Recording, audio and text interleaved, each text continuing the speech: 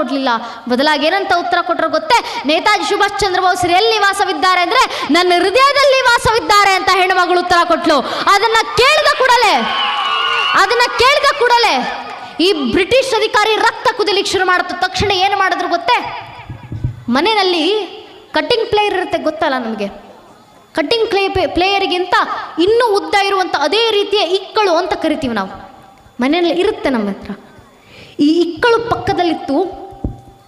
ಕ್ರಾಂತಿಕಾರಿಗಳಾಗಿ ಕಾಲಾಪಾನಿನಲ್ಲಿ ಜೈಲಿನಲ್ಲಿ ವಾಸವಿದ್ದಂಥ ನಮ್ಮ ಭಾರತೀಯ ಕ್ರಾಂತಿಕಾರಿಗಳಿಗೆ ಕತ್ತು, ಕೈ ಮತ್ತು ಕಾಲುಗಳಿಗೆ ತೊಡಿಸಿದಂಥ ಕೋಳವನ್ನು ಅಂದರೆ ಬೇಡಗಳನ್ನು ಕತ್ತರಿಸಲಿಕ್ಕೆ ಇದ್ದಂಥ ಇಕ್ಕಳು ಅದು.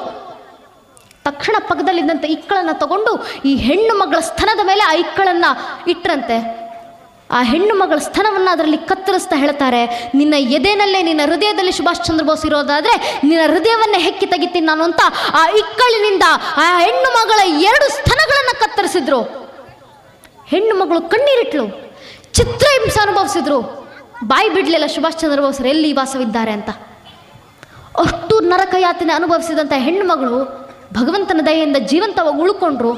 ಭಾರತಕ್ಕೆ ಸ್ವತಂತ್ರ ಬಂದ ನಂತರ ಅವರನ್ನು ಬಿಡುಗಡೆ ಮಾಡಲಾಯಿತು. ಸ್ವತಂತ್ರ ಭಾರತದಲ್ಲಿ ಆ ಹೆಣ್ಣು ಮಗಳು ಏನು ಮಾಡ್ತಾ ಇದ್ರು ಗೊತ್ತೇ? ಇಕ್ಕಳಿನಿಂದ ತನ್ನ 2 ಸ್ತನಗಳನ್ನು ಕತ್ತರಿಸಿಕೊಂಡ ನಂತರವೂ ಈ ದೇಶಕ್ಕೋಸ್ಕರ ಸ್ವತಂತ್ರ ಬಂದ ನಂತರ ಆ ಹೆಣ್ಣು ಮಗಳನ್ನು ಯಾರೂ ಗುರುತಿಸಲಿಲ್ಲ ಸ್ವಾಮಿ. ಆ ಹೆಣ್ಣು ಮಗಳು ಬೀದಿಯಲ್ಲಿ ಹೂ ಮಾರ್ಕೊಂಡು ಜೀವನ ಸವಿಸಿದ್ರು.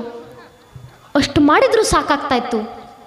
ಆ ಹೆಣ್ಣು ಮಗಳು ಒಂದು ಪುಟ್ಟ ಜಾಗದಲ್ಲಿ ತನಗೆ ಬೇಕಾದಂಥ ಹೂಗಳನ್ನು ಬೆಳೆದಂಥ ಹೂಗಳನ್ನೆಲ್ಲ ಎಲ್ರಿಗೂ ಮಾರ್ತಾ ಇದ್ರೆ, ಆಗಿನ ಭಾರತದ ಸರ್ಕಾರ ಆಕೆ ಆಕೆ ಹತ್ರ ಇದ್ದಂಥ ಒಂದು ಸಣ್ಣ ಜಾಗವನ್ನು ವಾಪಸ್ ತಗೊಂಡು ಆಕೆ ಬೆಳೆಸಿದಂಥ ಹೂಗಳನ್ನೆಲ್ಲ ಕಿತ್ತು ಹಾಕಿ ಈ ಜಾಗ ಸರ್ಕಾರಕ್ಕೆ ಸೇರಿದ್ದು, ಈ ಜಾಗದಲ್ಲಿ ನೀನು ಹೂ ಬೆಳೆಸೋ ಆಗಿಲ್ಲ ಹೋಗು ಅಂತ ಆಕೆ ಹತ್ರ ಇದ್ದಂಥ ಆ ಪುಟ್ಟ ಜಾಗವನ್ನು ಕಸಿದುಕೊಂಡು ಕಳಿಸಿದ್ರು.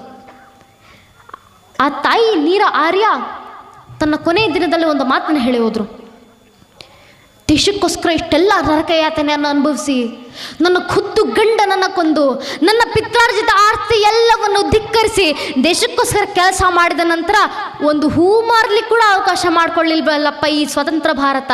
ಈ ಕಾರಣಕ್ಕೋಸ್ಕರ ನಾನು ಇಡೀ ಜೀವನ ಈ ದೇಶಕ್ಕೋಸ್ಕರ ಸವಿಸಿದ್ನಂತ ಒಂದು ಮಾತನ್ನು ಹೇಳಿಬಿಟ್ಟು ತೀರ್ಕೊಂಡ್ರಂತೆ ಆ ಹೆಣ್ಣು ಮಗಳು. ಇಷ್ಟು ಕೆಟ್ಟ ರೀತಿಯಲ್ಲಿ ನಮ್ಮ ಸೈನಿಕರನ್ನು ನೋಡ್ಕೊಂಡ್ರಿ. ಆಗಿನ ಕಾಲದ ಪ್ರಧಾನಮಂತ್ರಿ ಆಗಿದ್ದಂಥ ಸನ್ಮಾನ್ಯ ಜವಾಹರ್ಲಾಲ್ ನೆಹರು ಅವರು ಒಂದು ಮಾತನ್ನು ಹೇಳ್ತಾರೆ, ಎಲ್ಲ ಕ್ರಾಂತಿಕಾರಿಗಳಿಗೂ ಪೆನ್ಷನ್ ಕೊಡಬೇಕು, ಆದರೆ INA ಭಾಗವಹಿಸಿದಂಥ ಯಾರೊಬ್ಬ ಸೈನಿಕರಿಗೂ ಪೆನ್ಷನ್ ಕೊಡುವಾಗಿಲ್ಲ. ಈ ದೇಶದ ವಿರುದ್ಧ ಕೆಲಸ ಮಾಡಿದ್ದಾರವರು ಅಂತ. ದೇಶಕ್ಕೋಸ್ಕರ ಹೋರಾಡಿದ್ದಕ್ಕೆ ಅವ್ರು ಕೊಟ್ಟಂತ ಗೌರವ ನಾವು ಒಂದು ಪೆನ್ಷನ್ ಕೊಡುವಷ್ಟು ಯೋಗ್ಯತೆ ನಮಗಿರಲಿಲ್ಲ. ಈ ಪರಿಸ್ಥಿತಿಗೆ ಬರುವಂಥ ಅವಶ್ಯಕತೆ ಅವ್ರಿಗಿತ್ತ? ಬಂದಂಥವರೆಲ್ಲ ಯಾರು ಶ್ರೀಮಂತ ಮನೆತನದಿಂದ ಬಂದವರು ಎಲ್ಲವನ್ನು ತ್ಯಜಿಸಿ ದೇಶಕ್ಕೋಸ್ಕರ ಹೋರಾಡಿದ್ರು. ಅಂತ ಕ್ರಾಂತಿಕಾರಿಗಳಿಗೆ ಸ್ವತಂತ್ರ ಭಾರತದಲ್ಲೂ ಗೌರವ ಕೊಡುವಷ್ಟು ಯೋಗ್ಯತೆ ನಮಗಿರಲಿಲ್ಲ ಅಂದರೆ ಸ್ವತಂತ್ರ ಭಾರತ ಅಂತ ಹೇಳ್ಕೊಂಡು ಏನು ಸಾರ್ಥಕತೆ? ಯಾವ ಪುರುಷಾರ್ಥಕ್ಕೆ ಸ್ವತಂತ್ರ ಭಾರತ? ಯಾವ ಪುರುಷಾರ್ಥಕ್ಕೆ ಸ್ವಾಭಿಮಾನದಿಂದ ಭಾರತೀಯರಂತ ಹೇಳ್ಕೊಳ್ಳಿ ಅನ್ನೋದು? ಇದನ್ನು ಮೆಲುಕು ಹಾಕಿ ಆದರೂ ಆಗ್ಲಂತೂ ಅವ್ರಿಗೆ ಗೌರವ ಕೊಡೋಷ್ಟು ಯೋಗ್ಯತೆ ನಮಗಿರಲಿಲ್ಲ. ಈಗಲಾದರೂ ಅವರನ್ನು ನೆನಪಿಸ್ಕೊಂಡು ನಮ್ಮ ಮಕ್ಕಳಿಗೆ ಅವರ ಇತಿಹಾಸವನ್ನು ತಿಳಿಸಿ ಹೇಳೋಣ. ನಮ್ಮ ಮಕ್ಕಳಿಗೆ ಸುಭಾಷ್ ಚಂದ್ರ ಬೋಸ್ ಅವರು ಪ್ರೇರಣೆ ಆಗಿ ನಿಲ್ಲಿ. ಇದನ್ನು ಹೇಳ್ತಾ ನನ್ನ ನೆಚ್ಚಿನ ಬಂಧುಗಳೇ, ಇನ್ನು ಮುಂದೇನಾದರೂ ನಮ್ಮ ನೈಜ ನಾಯಕರು ಯಾರು ಅಂತ ಕೇಳಿದ್ರೆ ಪ್ರತಿಯೊಬ್ಬ ಭಾರತೀಯನ ಬಾಯಿಂದ ಬರಬೇಕಾದಂಥ ಉತ್ತರ ನೇತಾಜಿ ಸುಭಾಷ್ ಚಂದ್ರ ಬೋಸ್ ಅಂತ. ಅಂತರ ಕ್ರಾಂತಿಕಾರಿಯ ರಾಷ್ಟ್ರಭಕ್ತಿಯನ್ನು ನಾವೆಲ್ಲರೂ ಬೆಳೆಸ್ಕೊಳ್ಳೋಣ. ಸುಭಾಷ್ ಚಂದ್ರ ಬೋಸ್ ಅವರು ಒಂದು ಮಾತನ್ನು ಹೇಳಿ ಹೋದ್ರು, ಪ್ರತಿಯೊಬ್ಬ ಭಾರತೀಯರು ದೇಶಕ್ಕೋಸ್ಕರ ಆಡ್ಲಿಕ್ಕೆ ಸಿದ್ಧರಾಗಿ. ಆಗಲೇ ಅಣ್ಣ ಅವರು ಒಂದು ಮಾತನ್ನು ಹೇಳಿದ್ರಲ್ಲ, ಸೈನ್ಯಕ್ಕೆ ಸೇರುವವರೆಲ್ಲ ಬಡ ಕುಟುಂಬದಿಂದ ಸೇರುವವರು, ಶ್ರೀಮಂತ ಮನೆತನದ ಮಕ್ಕಳು ಸೈನ್ಯಕ್ಕೆ ಸೇರೋದಿಲ್ಲ. ಖಂಡಿತವಾಗಲೂ ನಿಜ. ಯಾಕೆ ಗೊತ್ತೇ? ಈ ಮಾತನ್ನು ಈಗಲ್ಲ, 100 ವರ್ಷಗಳ ಹಿಂದೆ ಸ್ವತಃ ಸ್ವಾಮಿ ವಿವೇಕಾನಂದರು ಒಂದು ಮಾತನ್ನು ಹೇಳಿ ಹೋಗ್ತಾರೆ. ಕೊನೆಗೊಂದು ಮಾತು ನನ್ನ ನೆಚ್ಚಿನ ಬಂಧುಗಳೇ, ಇಡೀ ಭಾರತವನ್ನು 2 ಬಾರಿ ಪಾದಯಾತ್ರೆ ಗೈದ ನಂತರ ವಾಪಸ್ ಕನ್ಯಾಕುಮಾರಿಯ ಸಮುದ್ರ ತಟದಲ್ಲಿ ನಿಂತ್ಕೊಂಡು ಸ್ವಾಮಿ ವಿವೇಕಾನಂದರು ಕಣ್ಣೀರಿಡ್ತಾರೆ. ಏನಕ್ಕೆ ಗೊತ್ತೇ ಕಣ್ಣೀರಿಡೋದು? ಒಂದು ಕಾಲದಲ್ಲಿ ಜಗತ್ತಿನ ಮುಂದೆ ಜ್ಞಾನವನ್ನು ನೀಡಿದಂಥ ದೇಶ ಭಾರತ ಅಂತ ಜಗತ್ತು ಆರಾಧಿಸ್ತಾ ಇತ್ತು.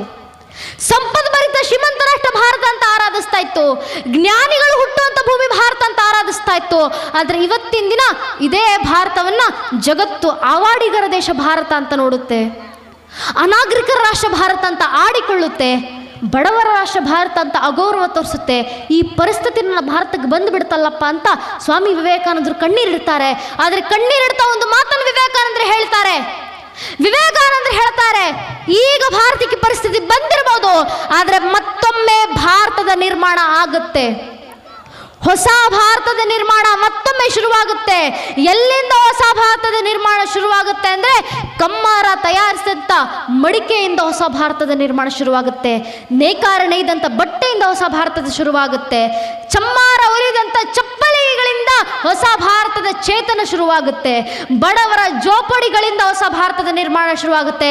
ಹಸಿದು ಕೂತಿರುವಂಥ ಬಡವರ ಮಕ್ಕಳ ಹಸಿವಿನಿಂದ ಹೊಸ ಭಾರತದ ನಿರ್ಮಾಣ ಶುರುವಾಗುತ್ತೆ ಅಂತ ಹೇಳಿದ್ರು ಹೊರತಾಗಿ ಯಾವುದೋ ಶ್ರೀಮಂತನ ಬಂಗಲೆಯಿಂದ ಹೊಸ ಭಾರತದ ನಿರ್ಮಾಣ ಶುರುವಾಗುತ್ತೆ ಅಂತ ಎಂದಿಗೂ ವಿವೇಕಾನಂದರು ಹೇಳಲಿಲ್ಲ. ಅದಕ್ಕೆ ಹೇಳೋದು, ನಮ್ಮ ಜೀವನದಲ್ಲಿ ಈ ದೇಶಕ್ಕೋಸ್ಕರ ಕೆಲಸ ಮಾಡುವಂಥ ಜವಾಬ್ದಾರಿ ಯಾರ ಮೇಲಿದೆ ಅಂದರೆ ಇಲ್ಲಿ ಕೂತಿರುವಂಥ ನನ್ನ ಮೇಲೆ, ನಿಮ್ಮ ಮೇಲಿದೆ. ಎಲ್ಲ ಕ್ರಾಂತಿಕಾರಿಗಳು ಕೂಡ ನಂಬಿಕೆಯನ್ನು ಹೊತ್ತಿ ನಿಂತಿದ್ದು ನಿಮ್ಮ ಮೇಲೆ. ಇದನ್ನು ನೆನಪಿನಲ್ಲಿಟ್ಕೊಂಡು ದೇಶಕ್ಕೋಸ್ಕರ ಕೆಲಸ ಮಾಡೋಣ. ದಯವಿಟ್ಟು ತಂದೆ ತಾಯಿಯಂದರು ಪ್ರತಿದಿನ ಮಕ್ಕಳನ್ನು ಕೂರಿಸ್ಕೊಂಡು ನೀನು ಡಾಕ್ಟರ್ ಆಗಬೇಕು, ನೀನು ಲಾಯರ್ ಆಗಬೇಕು, ನೀನು ಇಂಜಿನಿಯರ್ ಆಗಬೇಕು ಅಂತ ಕನಸನ್ನು ಕಟ್ಟಿಕೊಡ್ತೀರಾ. ಒಂದು ದಿನ ಆ ಮಗುವನ್ನು ಕೂರಿಸ್ಕೊಂಡು ಹೇಳಿ, ದಯವಿಟ್ಟು ಮನೆಗೆ ಹೋದ ನಂತರ ಆ ಮಗುವನ್ನು ಕೂರಿಸ್ಕೊಂಡು ಹೇಳಿ, ಮಗು ನೀನು ದೊಡ್ಡವನಾದ್ಮೇಲೆ ಡಾಕ್ಟರ್ ಆಗ್ತೀಯೋ ಇಲ್ವೋ, ಮಗಳೇ ನೀನು ದೊಡ್ಡವಳಾದ್ಮೇಲೆ ಇಂಜಿನಿಯರ್ ಆಗ್ತೀಯೋ ಇಲ್ವೋ, ನೀನು ದೊಡ್ಡವನಾದ್ಮೇಲೆ ಲಾಯರ್ ಆಗ್ತೀಯೋ ಇಲ್ವೋ, ಏನಾಗೋಕ್ಕೂ ಮುಂಚೆ ನೀನು ಹುಟ್ಟಿರುವಂಥ ಈ ಭಾರತ ದೇಶಕ್ಕೆ ಒಬ್ಬ ಒಳ್ಳೆ ಪ್ರಜೆ ಆಗುವಂಥ ಕನಸನ್ನು ಕೊಟ್ಟಿಕೊಡಿ. ಮಕ್ಕಳಿಗೆ ಕೊಡಬೇಕಾದಂಥ ಆದರ್ಶಗಳಂಥದ್ದು ನಿಮ್ಮ ಮಕ್ಕಳಿಗೆ ನಿಮ್ಮ ಜಾತಿ, ಮತ, ಪಂಥದ ಹೆಸರನ್ನ ಹೇಳ್ಕೊಡೋಕ್ಕೂ ಮುಂಚೆ ನೀನೊಬ್ಬ ಭಾರತೀಯ ಅಂತ ಆ ಮಕ್ಕಳಿಗೆ ಹೇಳ್ಕೊಡಿ. ಇದನ್ನು ಮಾಡುವ ಮೂಲಕ ದೇಶ ಕಟ್ಟುವಂಥ ಕೆಲಸವನ್ನು ನಾವೆಲ್ಲರೂ ಮಾಡೋಣ. ನೇತಾಜಿ ಸುಭಾಷ್ ಚಂದ್ರ ಬೋಸ್ ಅವರ ಆದರ್ಶದೊಂದಿಗೆ ದೇಶ ನಿರ್ಮಿಸುವಂಥ ಕಾರ್ಯದಲ್ಲಿ ನಾವೆಲ್ಲರೂ ತೊಡಗೋಣ ಅಂತ ಹೇಳ್ತಾ, ನಂಗೆರಡು ಮಾತನ್ನು ಆಡಲಿಕ್ಕೆ ಅವಕಾಶ ಮಾಡಿಕೊಟ್ಟಂಥ ಒಂದೇ ಭಾರತ ಮಾತರಂ ಸಂಘಟನೆಯ ಎಲ್ಲ ಕಾರ್ಯಕರ್ತ ಅಣ್ಣಂದಿರಿಗೂ ಹಾಗೂ ಗುರು ಮಹಾರಾಜರು ಶಾರದಾ ಮಾತೆ ನನ್ನ ಕೈಲಿ ಆಡಿಸಿದಂಥ ಎರಡು ಮಾತನ್ನು ಕೇಳಿಸ್ಕೊಂಡಂಥ ಬ್ರಹ್ಮಪೀಠದ ಮೇಲೆ ಆಸೀನರಾಗಿರುವಂಥ ಎಲ್ಲ ಗಣ್ಯರಿಗೆ, ಅಕ್ಕ ಪಕ್ಕ ಹಿಂದೆ ಮುಂದೆ ನಿಂತಿರುವಂಥ ಎಲ್ಲ ಭಾರತೀಯರು, ದೇಶಕ್ಕೋಸ್ಕರ ಪ್ರಾಣ ಕೊಟ್ಟವರಿದ್ದಾರೆ, ಅವರು ಮುಂದೆ ನಾವು ಪ್ರಾಣ ಕೊಡ್ಲಿಕ್ಕಾಗಲಿ ಅಂದ್ರೂ ಪರವಾಗಿಲ್ಲ, ಎರಡು ಕೈಯನ್ನು ಎತ್ತಿ ಆದ್ರೂ ಜೈಕಾರ ಹಾಕೋಣ. ಅಕ್ಕ ಪಕ್ಕ ಹಿಂದೆ ಮುಂದಿರುವಂಥ ಎಲ್ಲ ಭಾರತ ಮಾತೆ ಮಕ್ಕಳು ಉಚ್ಚಘಟ್ಟದಿಂದ ಜಯಘೋಷ ಹಾಕಿ, ಭಾರತ್ ಮಾತಾ key Jai, Bharat Mata key Jai, Vande Mataram, Jai Hind, Vande Mataram. Please subscribe, like and share.